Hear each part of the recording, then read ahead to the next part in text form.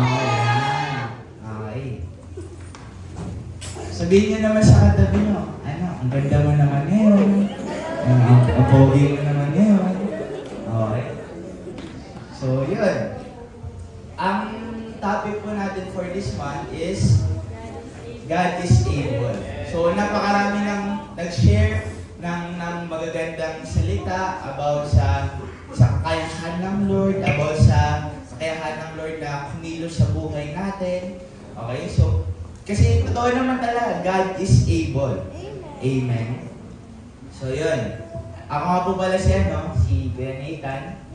Ayan. So, ako po yung gagamitin ng Lord ngayon. Ayan.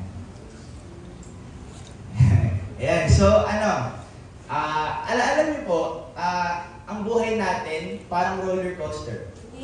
Tanungin niyo bakit? Okay, so bakit? Kasi yung roller coaster may mga ups and downs, di ba? So yung life natin parang ganun eh, di ba? Minsan nasa baba tayo, nasa down moments tayo, minsan naman syempre nasa taas tayo. Masaya tayo, ganun. Amen. So ayun nga, yung akala natin malakas tayo, pero nga, nagugulat na lang tayo kapag dumating yung mga down moments natin, kapag dumaranas tayo ng pagsubok, okay, so, nanghihina tayo. Even so, alam niyo po may nabasa akong quote, you cannot count on anything. Okay, you cannot count on your job, you cannot count sa money mo, sa position mo, kung ano mang position mo ngayon sa buhay. Amen. But you can count on the Lord, kapatid. Amen. So, lagi kang pwedeng lumapit sa Lord. Lagi kang pwedeng lumapit sa Lord kapag may mga pagsubok ka, kapag hindi mo na talaga kaya. Kunyari, masakit na. Okay, so, pwede kang lumapit sa Lord kapag may mga storms, yung mga great storms sa buhay mo, pwede kang lumapit sa Lord. Amen? Amen? Amen! Yun dapat. Pero, alam niyo po, meron tayong assurance, okay? Meron tayong assurance na kaya natin pagtagumpayan lahat ng bagay. And ayun is simply because, God is able and God is in control. Amen? So, ayun yung title natin ngayon. God is able, my God is able, my God is in control. Wow. Okay, sir. So, kapatid, whatever you are facing right now, English. Okay, so whatever you're facing right now, tandaan natin lagi na God is in control. Amen. Kung ano man yan, okay? So, mga problema, gano'n. So, sa Bible po, ang tawag nila sa God is in control ay mas kilala sa tawag na sovereignty. Tama? Sovereignty. Okay, so, ibig sabihin po na ito, supreme power or authority in life. So, ibig sabihin po nun, so, wala nang ibang mas mataas sa Lord, kaysa sa Lord sa atin, amen? So, pag sinabi natin God is in control, siya yung in charge sa buhay natin. Amen? Siya yung final authority and say sa buhay natin. Amen? Siya yung in charge sa life mo. Siya in charge sa school mo, sa work, okay, sa finances mo, ang Lord ang in charge. Amen? So, yan. Pero, may tanong dito. So, pero kay Nathan, okay? Pero kay Nathan, tanong ko, if God is in control, ibig sabihin nun, wala na ba tayong choice? Okay? If God is in control, wala na ba tayong desisyon? Okay? So, hindi na ba tayo pwede mag-desisyon? Ibig sabihin ba nun, wala na akong control? Kapatid, yes, God is in control, but it doesn't mean we don't have control. Amen? We still have choices. We can, may choices pa rin tayo, pero we cannot choose the consequences of our choices. For English, no? Naintindihan niyo po ba? Hindi natin pwedeng piliin, pwede tayong, may choices tayo, pero hindi natin pwedeng piliin yung consequences ng choices natin. Amen? So, yun. May choice tayo. Ngayon pa lang, kanina may choice tayo. Pwedeng hindi ako mag-Sunday service. Okay? Pwedeng hindi ako mag-ministry. Okay? So, alam niyo po, maikling testimony. At ginawa ko po lahat talaga para hindi makapag-preach. Kasi ayun nga, tinry ko, di mag-send ng devotion sa nung Monday yata yan. Okay? Pero talagang, yung, kapag yung will po ng Lord, talagang kailangan natin sundin. Amen? Amen.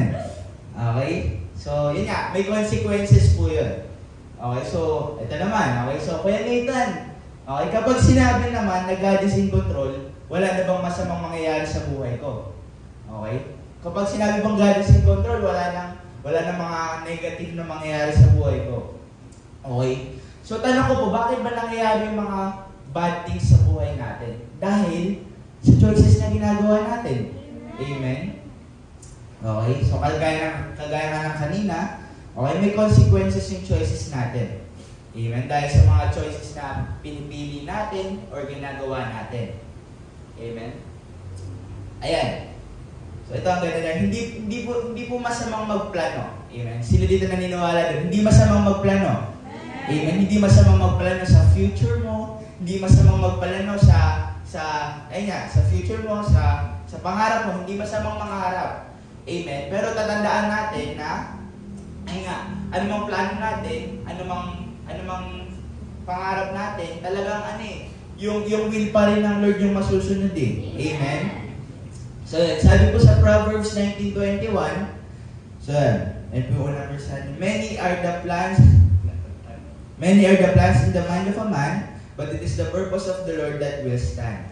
Amen? So, ano ibig sabihin nun? Okay, many are the plans in the mind of a man. So, marami tayong pinaplano, marami tayong pinapangarap, marami tayong mga gusto sa buhay. Ay, gusto ko maging nurse, gusto ko maging police, gusto ko maging doktor. Ako, marami tayong plano sa buhay. Ako nga, dati gusto ko maging astronaut eh.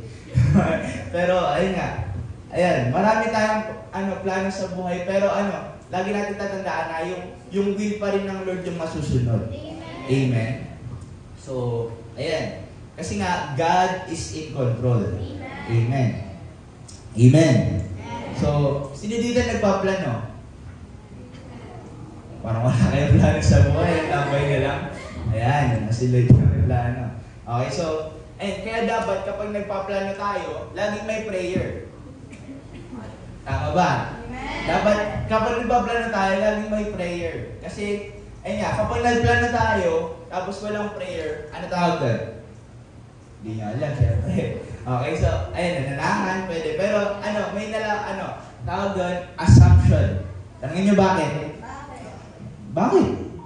Ayan, kasi nag-a-assume tayo na buhay pa tayo bukas. Okay? Hindi naman nangako ang Lord na buhay pa tayo bukas eh. Amen? Nagpaplano na tayo na gusto natin graduate sa ganitong school, gusto natin na, gusto kong maging ganito, ganyan. Okay, pero hindi naman nangako ang Lord na buhay pa tayo bukas. Amen? Kaya dapat kapag nagpaplano tayo, laging let your will be done, Lord. Amen? Ayun, si Daddy, lagi kami inaanan yun dyan ni Grace B. Kapag nagpaplano kami, kunyari, kuya, daging tayo bukas. Tapos sasabihin niya sa amin, hangal. Okay, hindi mo alam ang araw ng bukas. Okay, so ganun dapat. Okay, kapag nagpaplano tayo, dapat laging let your will be done, Lord. Amen. Amen. And so we need to live a God-filtered life. Wow. Okay, so kailangan natin mamuhay ayon sa kalooban ng Lord. Ayun na. Pag nagpaplano po tayo, dapat lagi natin kino-consider kung ano yung will ng Lord sa atin. Kasi maaaring nagpaplano ka lang kasi gusto mo. Okay, mali yun. Okay, dapat laging will ng Lord yung kunyari, gusto mo magtrabaho sa ibang bansa. Okay? So, baka maaaring maging way yun na mawala ka sa Lord. Dapat ginagaya po natin si Kuya Franz eh. Sabi niya sabi niya dun sa nag-interview sa kanya, ako na lang po tatawag sa inyo. Ganun siya kalakas. Ako na lang po tatawag sa inyo. Kasi Saturday, interview ba? Saturday, tapos Sunday, hindi siya pwede kasi para kay Lord yun. Amen? So, ganun dapat. Okay? Okay? So, yun nga. Sa panahon na may mga sakit, may mga problema, may mga down moments. Amen? So, lagi natin tatandaan na God is in control. Amen? So, and Kuya Nathan, paano yun? Hindi mo naman alam yung pinagdadaanan ko. Hindi mo naman alam yung mga sakit na dinadanas ko. Hindi mo alam yung mga bigat sa pamilya namin. Hindi mo alam kung ano yung mga problema namin sa finances. Okay? So, lagi mong tatandaan. Okay? Ay, sulat niyo po ito. Nobody is without a blessing. Okay? Nobody is without a blessing. Walang tao hindi tumatanggap ng pagpapala. Amen. Okay, so, kasi lahat naman tayo may pagpapala eh. Amen. So, maaaring hindi lang natin ito napapansin. Okay, yung katabi mo, pagpapala yan. Ay, pwede tingnan niyo yung katabi niyo. May pagpapala yan. Kahit ganyan. Sabihin mo, kahit ganyan ka, pagpapala ka. Okay? So, yun. Maraming pagpapala ang na hindi natin nakikita. Maaaring yung asawa mo. Okay? Maaaring tingin mo dyan, sumpa. Pero pagpapala yan. Amen? Yung school mo. Okay? Sa school, Monday na naman. Okay? Sana suspended. Pero pagpapala yan ng Lord. Okay? Kasi ang dami kayong mga bata. Tatawid pa ng bundok. Kaya kapag nanonood kami ng KMJS, parang ayoko na manood kasi sabihin ni Daddy, tignan mo yung mga bata. Okay? Ang sisipag nila, ikaw, lahat na binibigay sa'yo. Okay? Ayun. So, napaka-bless natin lahat. Amen? Amen? So, lahat tayo pinagpala dito. Ako po, personally, blessed po talaga ako sa family ko, sa lahat ng bagay. Amen? Ayan. So, ayan nga, lagi tayo kasi nakatingin sa negative eh. Amen, nakatingin tayo sa mga problema lang natin. Hindi natin nakikita yung good side na pinapakita ng Lord. Amen? Nandyan yung mga, kunyari, okay, so, malungkot ka. Okay? Dinidistance mo ang sarili mo. Amen? So, ang dami mong kaibigan na pwedeng lapitan, pero, ayun nga, dinidistance natin yung sarili natin. Iniisip mo, mag-isa lang ako. Iniisip mo na, hindi ko kaya, mag-isa lang ako, gano'n. Pero, hindi natin nakikita yung mga taong nandyan para sa yung mga taong nilalagay ng Lord. Amen? Kapatid, blessing yun ng Lord sa iyo. Yung mga leader, ayan, Josephine, blessing yan. Ayan yan. Okay? So, ayan. Ayan. So, yung work mo, kapatid, blessing yan. Okay? Kasi, ang dami kayong tao walang work. Okay? So, yun. Kasi, ayun nga, tandaan natin, kahit walang laman yung bulsa natin, walang pera, okay? Kahit wala ng ulam sa table natin, okay? So, kahit mawalan ang Lord ng natural ways para i-bless tayo, I mean, hindi siya mawawala ng supernatural ways. Amen? Para pagpalain ka. Amen? So, yun. Napaka-powerful kasi ng Lord, kaya God is able. Amen? So, kaya niyang kausapin ka, Kuya Ian, gamit ang donkey. Okay? Kaya kang pakainin, Abby, ni Lord, gamit ang mga uwak, katulad ng ginawa niya kay Elijah. Amen? So, ganun ka-powerful ang Lord. Amen? Amen? So, yun. Kasi nga, He can do the impossible. So, tandaan natin, He is not God because He can do the possible. He is God because He can do what no man can. Or what we can. Kasi, hindi ko kaya bumuhay ng patay. Siyempre. Okay, lahat tayo. Okay, so, hindi natin kaya yung mga imposibleng bagay. Kaya, ang Lord siya kasi He can do the impossible. He can do what we can. He can do what no man can. Amen? Amen? Kaya yun, natandaan natin kapatid, hindi tayo mag-isa sa struggle na pinagdadaanan natin ngayon.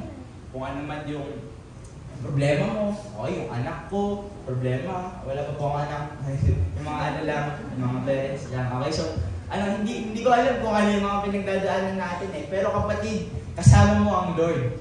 Amen? So, tatandaan natin na we are not in this struggle alone. Okay, you are not in this difficulty alone. You are not in this brokenness alone. Amen? So, lagi natin kasama ang Lord. Amen? Amen? Amen. So, anong assurance na kasama natin ng Lord? Ayan, yung assurance is God is able and God is in control. Amen? May assurance na binibigay na sa atin ng Lord eh.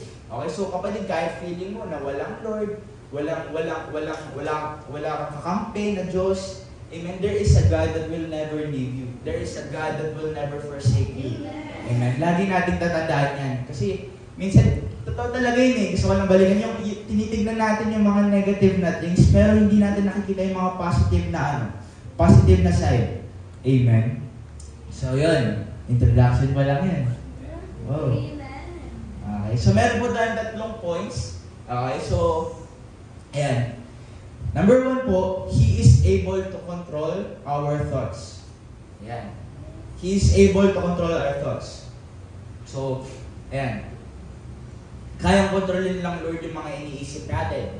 Amen? Kayang kontrolin ng Lord yung mga iniisip natin. Okay, so especially sa mga sa mga nag-overthink. Okay, wala na naman kaming ulam. Okay, so ako, worthy pa ba ako? Ganon. Okay, so kasi tayo, lalo na yung iba, ako madalas tayo mag-overthink eh. Amen? Pero kapag tandaan natin, God is able to control your thoughts. Amen? So yun. He is able to put positive things instead of the negatives. Okay, so yun nga, yung mga masamang iniisip natin, kayang tanggalin yun ng Lord. Amen. So ako po, lagi masama yung lagi puro negative yung iniisip ko. Lalo na sa banda, kapag kinorik ako, gano'n, lalo na pag kinorik ako ng Kuya Sabine, lalo na kapag nagsipra kami, gano'n, sipra kami. Diba, sipra kami, tapos mali yung nasipra namin. Siyempre, grabe, ako, magmumukmuk na agad ako. Hindi ko na sila papansinin. Ganon. Kasi nga, puro negative yung pinapapasok natin eh. Amen? Amen? Amen! Oh, okay, so, so paano mangyayari na He is able to control your thoughts? Tanong niyo, paano? Sabi, paano? Paano mangyayari He is able to control your thoughts? Kapag feed natin ng Word of God yung thoughts natin. Kasi tama yun eh. Kanina, puro negative lang yung pinapapasok natin. Puro negative lang yung mga nakikita nating bagay. Pero subukan natin na yung puro Word of God yung papasukin natin sa thoughts natin. Amen. Yung mga positive thoughts, I am worthy, I am blessed, I am in peace. Amen. Kasi, yun nga, totoo yun na puro negative yung feed natin eh. Amen? Amen? Amen. So, puro negative mindsets. Pero, yun nga, so, if gusto natin makontrol ng Lord, yung thoughts natin, amen, we have to be sensitive sa voice niya. We have to be sensitive sa mga feed sa atin ng Lord. So, paano tayo magiging sensitive? Kapag kilala natin ang Lord. Kapag kilala natin ang Lord. So, paano natin siya kikilalanin? Sa pamamagitan ng devotion. Amen. Sa pamamagitan ng devotion eh. Kasi, ayun nga, kailangan feed natin. Ate Lisette, huwag kang hikab. Okay? So, ayan, pag may humikab, tatawagin ko po ha. Okay? Okay? So, yun. Pamamagitan ng devotion. Okay? Kasi sa pamamagitan ng devotion, dito tayo feed ng Lord eh. Ng mga positive things. Okay? Nakikinig sila. Okay? Ng mga positive things. Amen. So, sa pamamagitan ng fellowship, itong ginagawa natin. Dito tayo na-feed eh. Dito tayo na-feed ng Word of God. Amen? So, yun, dito natin pinapakain yung spiritual natin. And, yun nga, sa pamamagitan ng prayer. Sa pamamagitan ng pagiging intimate sa prayer. Kasi, ayun nga, doon natin makikilala ang Lord sa pamamagitan ng kasi hindi naman pwede sa isang relasyon. Wow! Okay, so hindi naman pwede sa isang relasyon na naging mag-asawa kayo, pero walang intimacy. Okay, so dapat lagi yan nag-uusap, lagi yan nag-update. Okay, so tinry ko isang beses yung sinasabi nila na yung alam mo habang naglalakad tapos kakausapin mo si Lord, update mo lang si Lord, grabe ang saya ng araw ko. Ganon. Ang saya po, promise. And ayun, ganun tayo magiging intimate sa Lord. Ayan. So, yun nga, kailangan po, babad tayo sa mga bagay na yan. Babad tayo sa devotion, babad tayo sa fellowship, babad tayo sa prayer. Kasi ang Lord na ang gumagawa ng paraan eh, amen. So, sa Monday wala pala tayong gawa. Monday, pwede mga cell group. Tuesday, discipleship. Midweek, Wednesday, Thursday, plan 40. Roel, kaya ba yan? Okay. Thursday, okay, plan 40. Okay, Friday, puro practice. Saturday, whole day. Sunday, ito. Okay, ang Lord na gumagawa ng paraan para ano? Amen, para makapag-fellowship tayo. Kailangan na lang natin gawin, pumunta tayo. Okay, minsan tinatamad pa tayo eh. Amen? Okay? So, yun. And kapag ganun na, okay, kapag ganun na yung nagawa natin, kapag, intimate na tayo sa devotion, sa prayer, sa fellowship, amen, hindi na magagawa ng kaaway na kontrolin yung thoughts mo. Kasi nga, puro positive na yung pinapapasok mo. Amen? Tinatanggal mo yung mga negative, tinatanggal mo yung mga pinifeel sa'yo ng kaaway na hindi ako worthy, tinatanggal mo yung pinifeel sa'yo ng kaaway na ganito lang ako, okay? So, puro positive na kasi pinapapasok mo. Amen? Amen? Okay, so ano nga po ulit yung number 1? Able to control our thoughts. And number 2, He is able to control our emotions. Okay, emotions. And kasi minsan dito tayo madalas nadadali. Okay, so emotions. Amen? So, tandaan natin, ang emotions po, ito yung gift po to ng Lord. Yan, tinanong ko sila kagabi. Gift po to ng Lord. Amen? Na sinisira ng kaaway.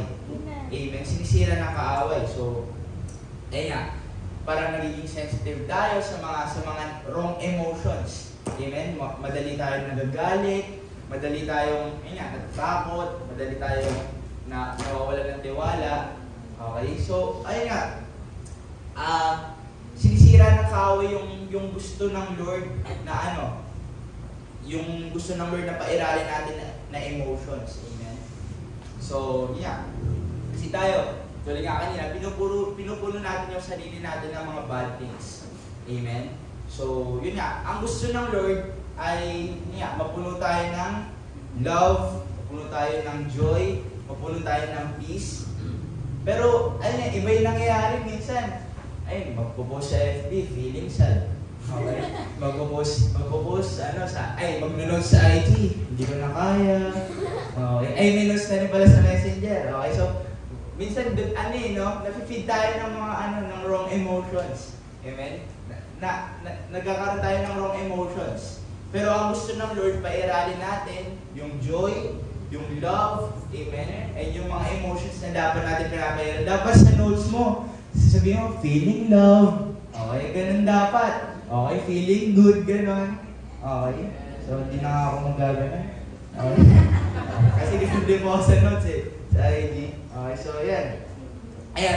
Mangyayari lang yun. Mangyayari lang na ma-experience natin yung love, yung joy, yung peace. Okay? Mangyayari lang yun kapag sinurrender natin yung mga wrong emotions natin. Kapag sinurrender natin ito kay Lord. Amen?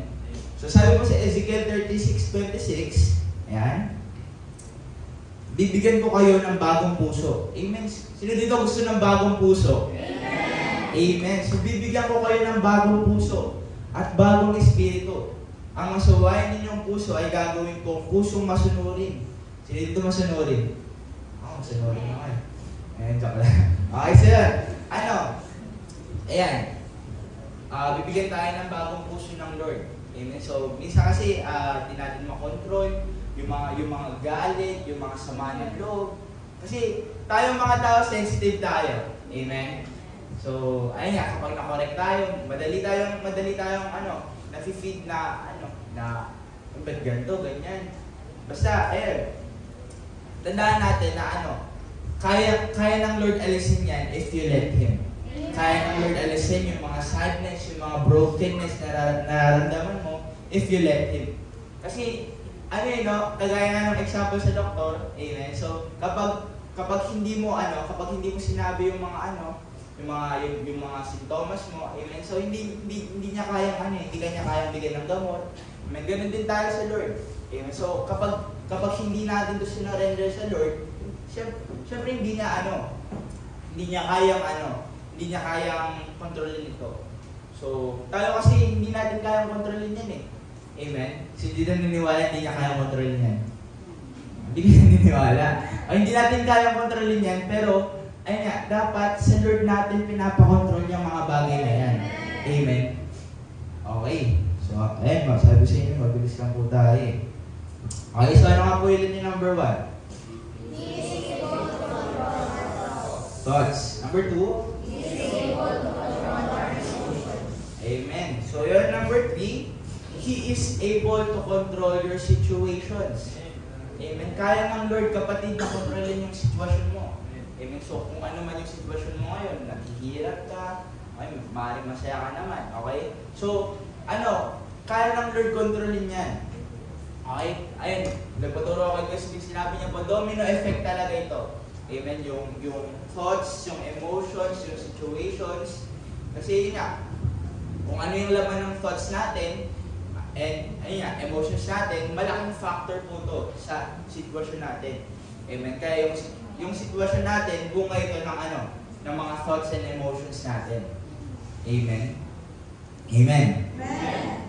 So, ayun, paano po mangyayari na ang Lord yung magkocontrol sa sitwasyon natin? Ayun nga, we have to let Him. Amen? So, sabi, and may example po dito.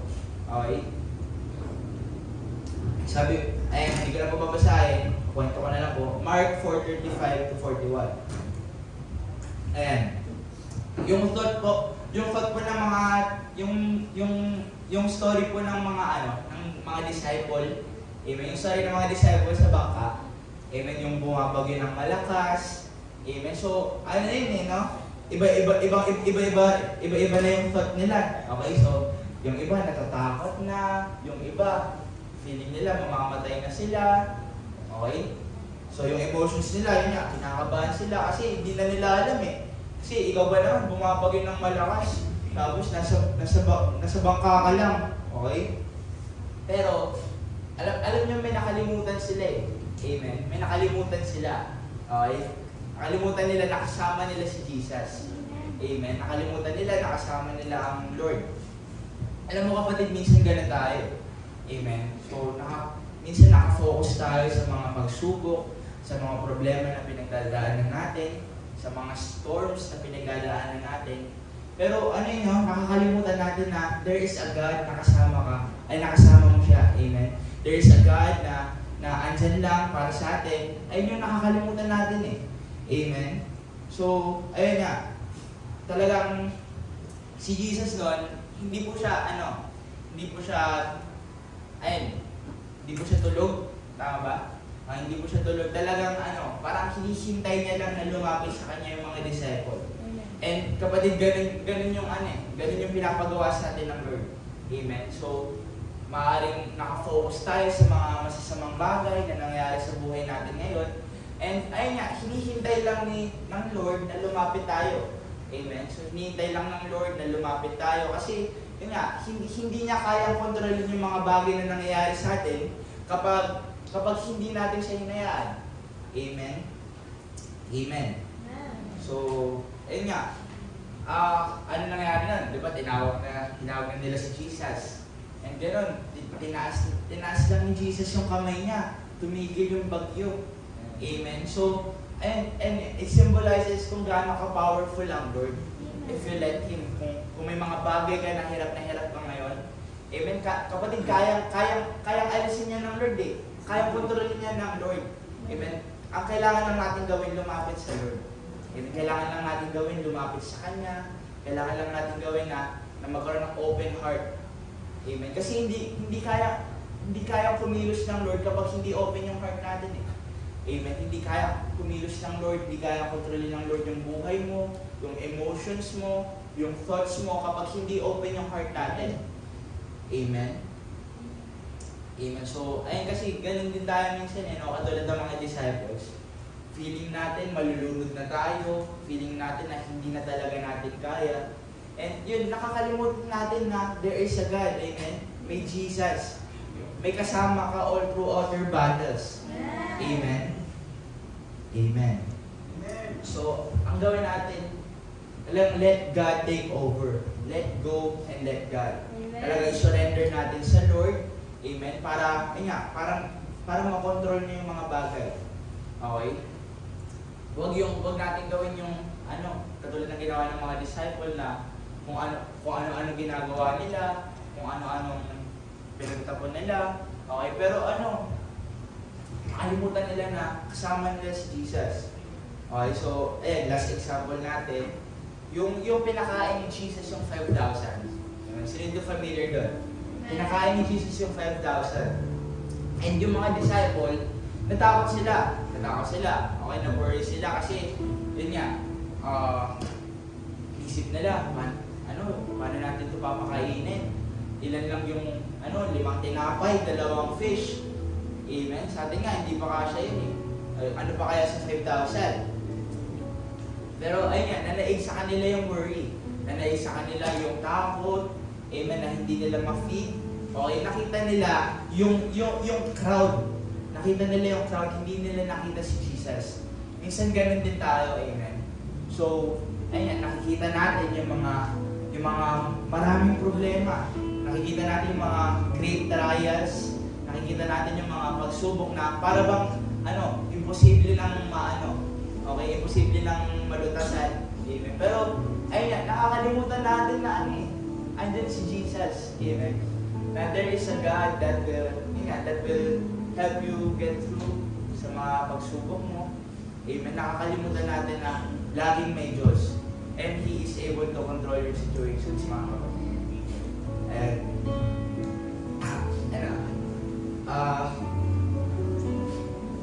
gusto ko pong mag-end sa testimony.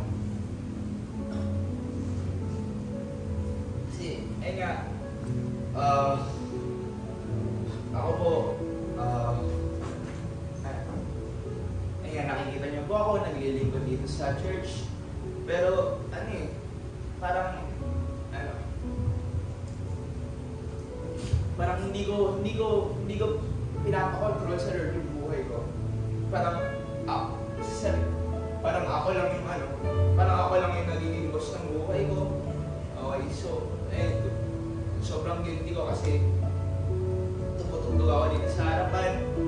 Tapos yun, ang dami ko pang nagagawa, ang dami ko pang hindi nasusurrender sa Lord. Katulad ng mga pag-vape, ganun. Tapos sa school, kasi parang nangyayari po sa akin, parang ibang tao ako dito sa church, ibang tao din ako sa school, ganun. Kapag kasama ko yung mga tropa ko, ganun. Pero, mali-mali. Amen. So, talagang we have to let God take over. We have to let God take over our lives. We have to let God take over our thoughts, our emotions, our situations. And pwede ba tayo tumayo?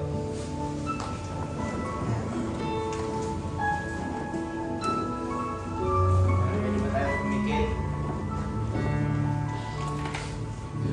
Kasi lagi nating tandaan na andyan si Jesus. Amen. All we have to do is tumapit sa Kanya. Amen. Kasi minsan parang nagiging mga disciple tayo. We forget that there is a God that is there for us. We forget na may Diyos. Amen. We forget na may makapangyarihang Diyos. Na able siya. Amen. So ngayon, kung ano man yung mga emotions na gumugulo sa'yo, kung ano yung mga thoughts na gumugulo sa'yo, pwede mo bang ipag-pray yan. I-surrender mo sa Lord. Amen. I-surrender mo sa Lord. Surrender mo sa Lord. Lord, ayaw ka na nito. Lord, ikaw mag-take over. Lord, take control. Father God, hindi mo na kaya.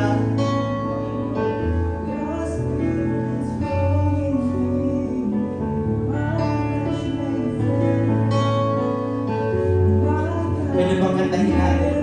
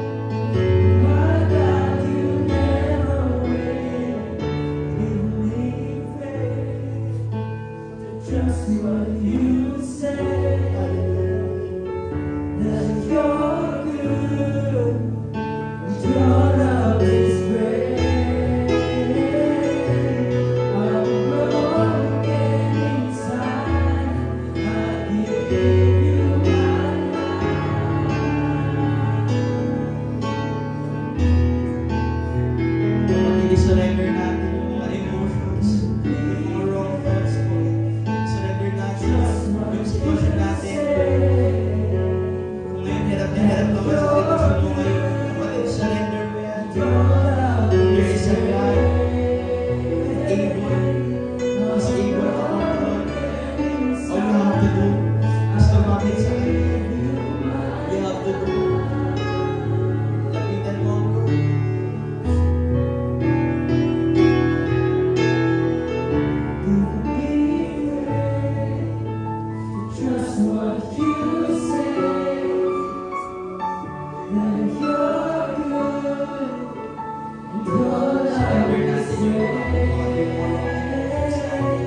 Yung brokenness mo, mga anxiety, kung napapagod ka na, kapatid, surrender mo. Kaya ng Lord na i-control yan.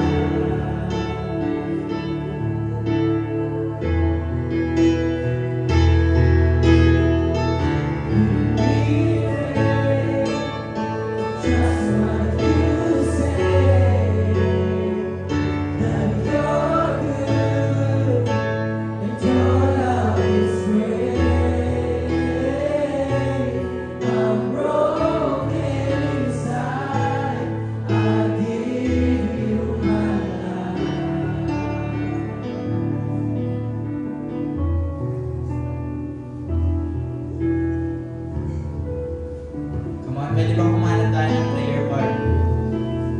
Gusto ng Lord na ipag-pray mo siya, ipag-pray mo na ma-surrender niya yung mga wrong emotions, surrender niya yung mga brokenness. So, kung lalaki yan, yakapin mo. Kasi hindi natin alam kung ano yung pinagdadaanan niya. So, pwede bang yakapin mo, babae.